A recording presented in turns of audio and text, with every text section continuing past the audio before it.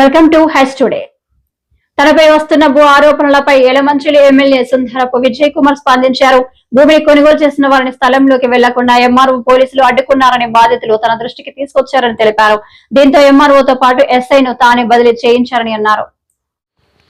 విశాఖ పౌర గ్రంథాలయంలో ఏర్పాటు చేసిన మీడియా సమావేశంలో ఆయన మాట్లాడుతూ యలమంచిలి నియోజకవర్గంలో మంచి పనులు చేస్తున్న తనపై కొంతమంది అసత్య ప్రచారాలు చేస్తున్నారని మండిపడ్డారు.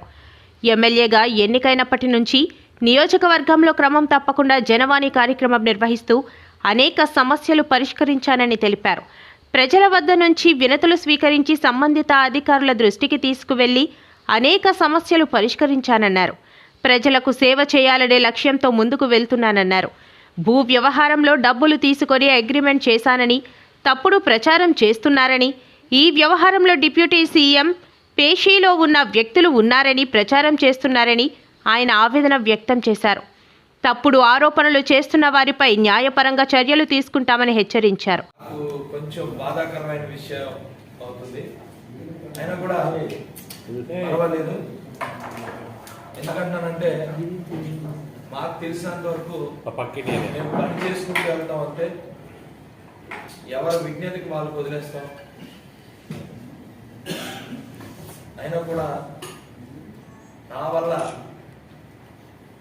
మరి ఎవరికి చెడ్డ పేరు రాకూడదు.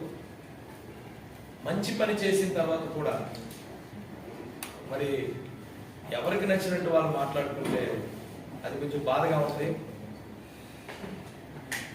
ఈ 16-17 నెలలు డే 1 నుంచి కూడా ప్రజల్లో ఉంటూ మొదటి రోజు నుంచి కూడా సమస్యలు ఏవైనా ఉంటే అవన్నీ కూడా రికార్డెడ్గా పిటిషన్స్ అన్ని కూడా తీసుకుని కన్సర్న్ ఆఫీసర్స్కి అడ్రస్ చేస్తూ వాళ్ళందరికీ ఇచ్చి నా దగ్గర మా ఆఫీస్లో ఎమ్మెల్యే క్యాంప్ ఆఫీస్లో రికార్డెడ్గా అన్ని నోట్ చేసుకుని ఫాలోఅప్ చేసుకుని సమస్యలు క్లియర్ చేసుకుంటూ వచ్చారు.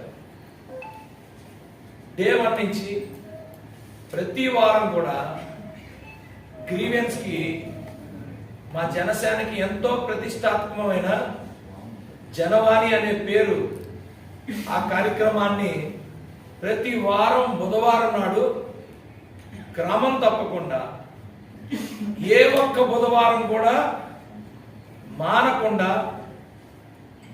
ఇన్నాళ్ళు కూడా చేసుకుంటూ వచ్చారు. 1-2 వారాలు నాకు అసెంబ్లీ ఉన్నప్పుడు మా అధికారులతో పాటు మా నాయకులు ఆ గ్రీవియన్స్ పీజీఆర్ఎస్ ఏదైతే ఉందో జనవాణి కార్యక్రమాన్ని నిర్వర్తించారు, కానీ ఎప్పుడు క్యాన్సిల్ చేసే పరిస్థితి లేదు. ఎందుకంటున్నానంటే ప్రజలకి మనం ఎప్పుడు కూడా అందుబాటులో ఉండాలి. ఈ ప్రజల కోసం ప్రతిరోజు కూడా నేను పొద్దున్న కార్యక్రమాలు పెట్టుకొని గ్రామాలు విజిట్ చేసి విలేజ్లో ఉన్న డ్రైనేజీలు విజిట్ చేసి వాళ్ళు నాకు పీజీఆర్ఎస్లో ఇచ్చిన కంప్లైంట్లు పర్సనల్గా అంటే రోడ్స్ కానీ లేకపోతే కాలువలు కానీ లేకపోతే బిల్డింగ్లు కానీ స్కూల్స్ కానీ ఇవన్నీ కూడా చూసుకొని వాటి మీద మళ్ళా నేను కన్సర్న్ మినిస్టర్లకి అలాగే కన్సర్న్ సీఎం గారికి పెడుతూ అక్కడి నుంచి ఫండ్స్ తీసుకొస్తూ అక్కడి నుంచి ఎక్కడైనా మనకి రాలేకపోతే మాకున్న ఇండస్ట్రీస్లో సిఎస్ఆర్ నుంచి కూడా చేయించుకొని చాలా దగ్గరగా ప్రజలకు దగ్గరగా నేను వెళ్ళటం జరిగింది. వాస్తవానికి చెప్పాలంటే స్టేట్ మొత్తంలో ఇంకా గవర్నమెంట్ స్టాఫ్ అనకాపల్లి రోడ్డు డబ్బులు లేకపోయినా పాత కాంట్రాక్టర్ని మళ్ళా ఆయనతో మాట్లాడి ప్రతి రైతుతో మాట్లాడి కష్టపడి ఈరోజు టీడీఆర్లు అలాగే కొంత పేమెంట్లు అన్ని చేసుకుంటూ నా మీద ఎన్ని ఆరోపణలు వచ్చినా ఎంతమంది ఇచ్చేసినా అందరినీ బతిమాలుకుంటూ రోడ్డు వేయడం జరుగుతూ ఉంది. ఈరోజు మీరు చూసే ఉంటారు. పీజీఆర్ఎస్కి వస్తే నేను సీఎం గారు కంపల్సరీ చేశారు. ప్రతి వారం ఈరోజు మీకు తెలిసే ఉంటుంది ఎట్టి పరిస్థితుల్లో పీజీఆర్ఎస్ కు సిస్టమ్ ఉంది ఈ ఆంధ్రప్రదేశ్లో. పీజీఆర్ఎస్ సిస్టంలో ప్రతి ఎమ్మెల్యే కూడా ఇప్పుడు ప్రతి వారం కూడా ప్రజలకి పీజీఆర్ఎస్ అంటే గ్రీవియన్స్ చేయాల్సిందే. అవన్నీ కూడా ఒక టీం ఉంది, ప్రతి కాన్స్టిట్యూన్సీలో ఒక టీం ఉంది.